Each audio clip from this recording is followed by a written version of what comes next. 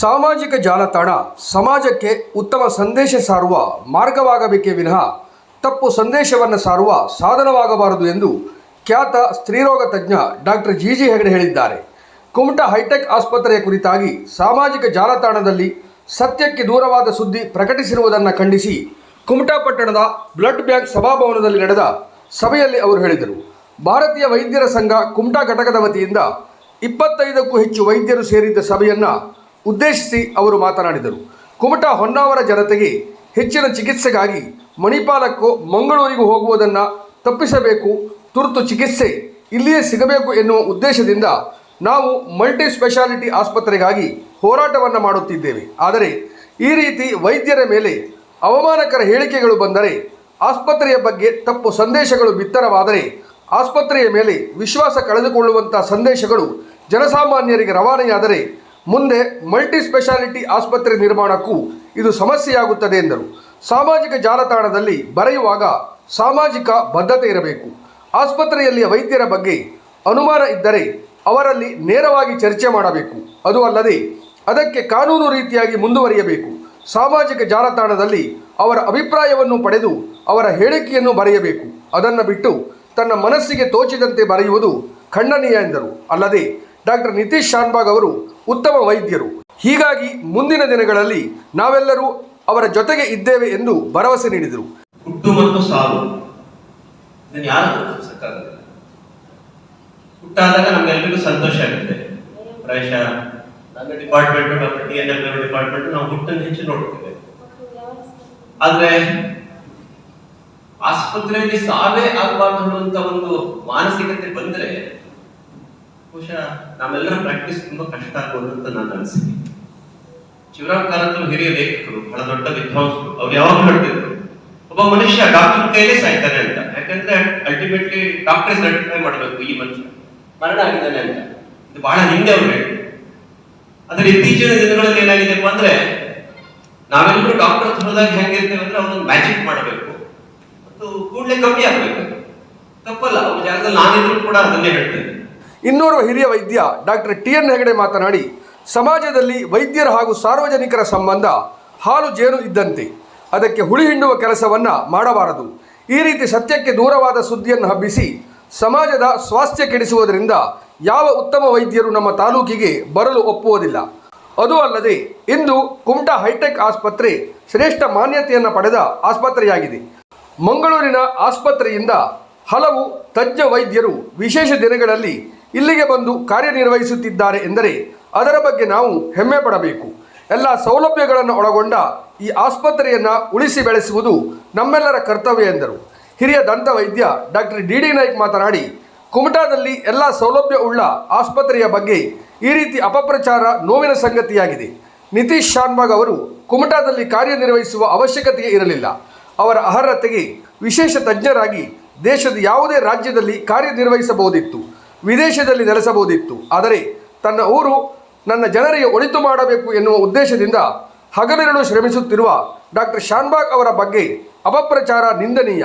ಈ ಕುರಿತು ಯಾವುದೇ ಕ್ರಮ ಸಾಮಾಜಿಕ ಜಾಲತಾಣದ ಮೇಲೆ ತೆಗೆದುಕೊಂಡರೆ ನಾವೆಲ್ಲ ಜೊತೆಗಿದ್ದೇವೆ ಎಂದರು.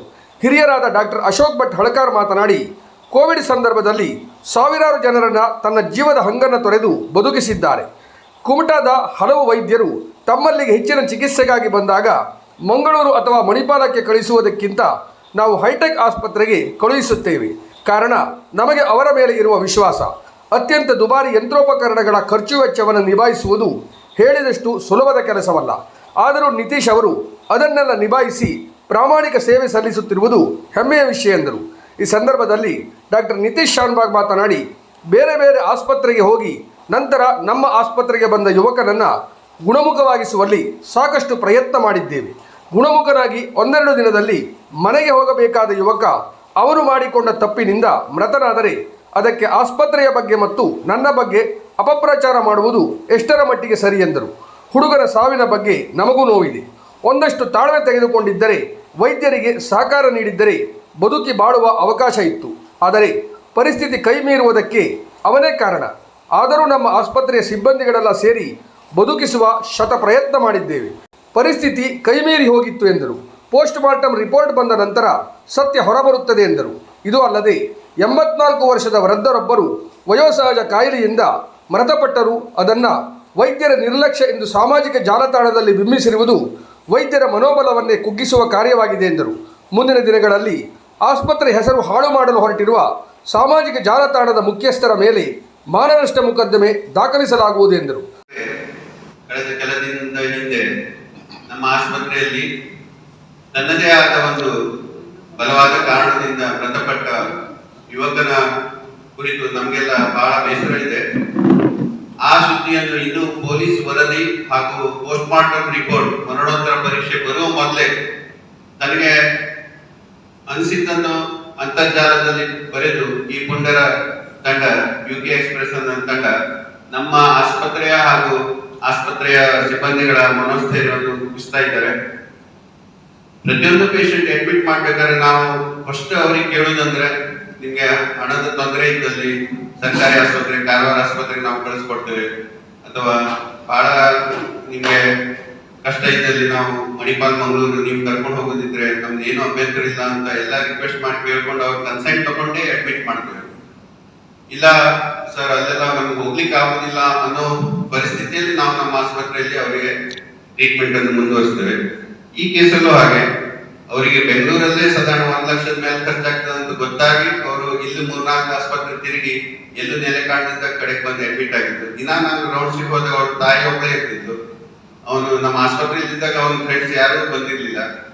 ಈ UK ಎಕ್ಸ್‌ಪ್ರೆಸ್ ಈ ಪುಂಡರ ತಂಡ ಅವನು ಸತ್ತ ನಂತರ ಅವನಿಗೆ ಪ್ರಚೋದನೆ ಮಾಡಿಸಿ ಊರಿಂದ 400-500 ಜನ ಒಟ್ಟು ಮಾಡಿಸಿ ಆಸ್ಪತ್ರೆಯಿಂದ 10 ಲಕ್ಷ ಕೇಳುವಂತ ಒಂದು ಕೀಳು ಮಟ್ಟಕ್ಕೆ ಇವರು ಇಳಿದಿದ್ರು. ಅದನ್ನು ನಾವು ಅವ್ರು ಕೇಳಿದ್ದನ್ನು ಆವಾಗ ಬಂದ ಪೊಲೀಸ್ ತಂಡ ವಿಡಿಯೋದಲ್ಲಿ ರೆಕಾರ್ಡ್ ಮಾಡ್ಕೊಂಡಿದ್ದಾರೆ.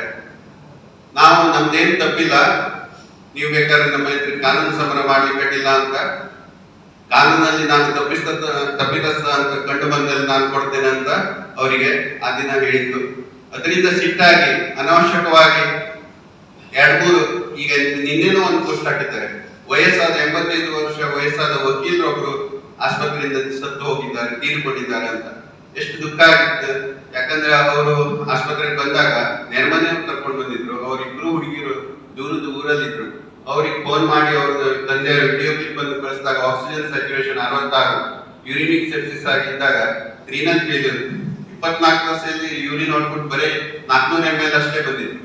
ಅದೆಲ್ಲ ಕಳಿಸಿದಾಗ ಡಾಕ್ಟರ್ ನಾವು ಮತ್ತೆ ಮಂಗಳೂರು ಮಣಿಪಾಲ್ ಹೋಗ್ಲಿಕ್ಕೆ ಆಗೋದಿಲ್ಲ, ನಿಮ್ಮ ಹತ್ರ ಆದಷ್ಟು ಮಾಡಿ ನಾವು ಆದಷ್ಟು ಬೇಗ ವಿಮಾನ ಹಿಡ್ಕೊಂಡು ಕ್ಯಾಚ್ ಮಾಡ್ಕೊಂಡು ಬರ್ತೇವೆ ಅಂತ ಹೇಳೋದಕ್ಕೆ ಅವ್ರು ಬಂದ ನಂತರ ಅವರಿಗೆ ತಂದೆಯ ಪರಿಸ್ಥಿತಿಯನ್ನು ನೋಡಿ ಮತ್ತೆ ಈ ಸ್ಟೇಜ್ ಅಲ್ಲಿ ಈ ಬೇರೆ ಬೇರೆ ಕಾರಣದಿಂದ ಹೃದಯ ತೊಂದರೆ, ಪ್ರೊಸ್ಟೇಟ್ ತೊಂದರೆ, ಸೆಪ್ಸಿಸ್, ರೀನಲ್ ಫೇಲ್ಯೂರ್ ಇದೆಲ್ಲ ಮತ್ತೆ ತಂದೆಯವರಿಗೆ ತ್ರಾಸ ಕೊಡೋದು ಬೇಡ, ನಾವು ಮನೆಗೆ ಕರ್ಕೊಂಡು ಹೋಗ್ತೇವೆ ಡಾಕ್ಟರ್ ಅಂತ ರಿಕ್ವೆಸ್ಟ್ ಮಾಡಿದಾಗ ನಾವು ಅವರಿಗೆ ಮನೆಗೆ ಕಳಿಸಿದ್ವಿ.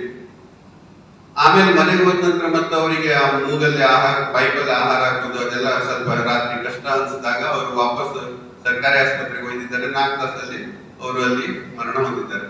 ಈ ವಿಷಯವನ್ನು ಮತ್ತೆ ತಿರುಗಿ ಇವರು ಆಸ್ಪತ್ರೆ ಹಿರಿಯ ವಕೀಲರನ್ನು ಕೊಂದ ವೈದ್ಯ ಅಂತ ಹೇಳಿದಾಗ ನಮ್ಗೆಲ್ಲ ಎಷ್ಟು ದುಃಖ ಆಗಿತ್ತು. ಅಂದ್ರೆ ಸರ್ಕಾರ ಹೇಗೆ ಹುಟ್ಟುವ ಮಕ್ಕಳು 100% ಆಸ್ಪತ್ರೆಯಲ್ಲಿ ಜನಿಸಬೇಕು ಅಂತ ಒಂದು ಕಾರ್ಯಕ್ರಮ ಹಮ್ಮಿಕೊಂಡಿದೆ, ಅದೇ ತರ ಸಹಜವಾಗಿ ವಯಸ್ಸಾದವರು ತೀರ್ಕೊಳ್ಳುವಾಗ ಅವರಿಗೆ ನೋವಿನ ಅನುಭವ ಸ್ವಲ್ಪ ಕಮ್ಮಿ ಆಗಲಿ ಅಂತ ಹೇಳಿ ಆಸ್ಪತ್ರೆಯಲ್ಲಿ ತರುವುದು ವಾಡಿಕೆ. ನಾವೇನು ದೇವರಲ್ಲ, ಅವರನ್ನು ಮನೆಯವರು ಪರಿಸ್ಥಿತಿ ಹೇಗೆ ನೋಡಿಕೊಂಡು ಅವರು ಹೆಚ್ಚಿನ ಇದ್ರೆ ನಾವು ಮಂಗಳೂರು ಕರ್ಕೊಂಡು ಹೋಗಿ ಅಂತ ಹೇಳ್ತೇವೆ. ಇಲ್ಲ ಡಾಕ್ಟ್ರೆ ವಯಸ್ಸಾಯ್ತು, ನಿಮ್ಮನ್ನು ಆದಷ್ಟು ಮಾಡಿ ಅಂದಾಗ ನಾವು ನಮ್ಮ ಟ್ರೀಟ್ಮೆಂಟ್ ಕೊಡ್ತೇವೆ. ಇದನ್ನು ಅರಿಯದ ಈ ಸಾಮಾನ್ಯ ಜ್ಞಾನ ಇದೆ, ಅದನ್ನು ಅರಿಯದೆ ಮತ್ತು ನಿನ್ನೆ ಒಂದು ಸುದ್ದಿಯನ್ನು ಅವರು ಹಾಕಿದ್ದಾರೆ UK ಎಕ್ಸ್‌ಪ್ರೆಸ್ ತಂಡದವರು. ಇಂತಹ ಪುಡಾರಿಗಳಿಗೆ ತಕ್ಕ ಪಾಠ ಕಲಿಸಬೇಕು ಅಂತ ಹೇಳಿ ನಾವೆಲ್ಲ ವೈದ್ಯರು ಇಂದು ಸೇರಿದ್ದೇವೆ, ಪ್ರೆಸ್ ಮೀಟ್ ಅನ್ನು ಮಾಡ್ತಾ ಇದ್ದೇವೆ. ಇನ್ ಮುಂದೆ ಇಂಥವರ ಈ ಅಟ್ಟಹಾಸವನ್ನು ಮೆಟ್ಟಿ ನಿಲ್ಲಬೇಕು, ಇಂಥವರಿಗೆ ಬುದ್ಧಿ ಕಲಿಸಬೇಕು. ಮುಂದಿನ ದಿನದಲ್ಲಿ ಯಾವಾಗ ಮರಣೋತ್ತರ ಪರೀಕ್ಷೆ ಬರ್ತದೆ ಹಾಗೂ ಯಾವಾಗ ಪೊಲೀಸರ ಕಾರ್ಯವಾಹಿ ಕಾನೂನು ರಿಪೋರ್ಟ್ ಬರ್ತದೆ, ಅದ ನಂತರ ಅವರು ಮಾಡಿದಂತ ಮಿಸ್ಟೇಕ್ ಅನ್ನು ನಾವು ಮಾಡದೆ ಆ ರಿಪೋರ್ಟ್ ಎಲ್ಲ ಬಂದ ನಂತರ ನಾನು ಅವರ ಮೇಲೆ ಕಾನೂನು ಕ್ರಮವನ್ನು ಕೈಗೊಳ್ತೇನೆ. ಅವರ ಮೇಲೆ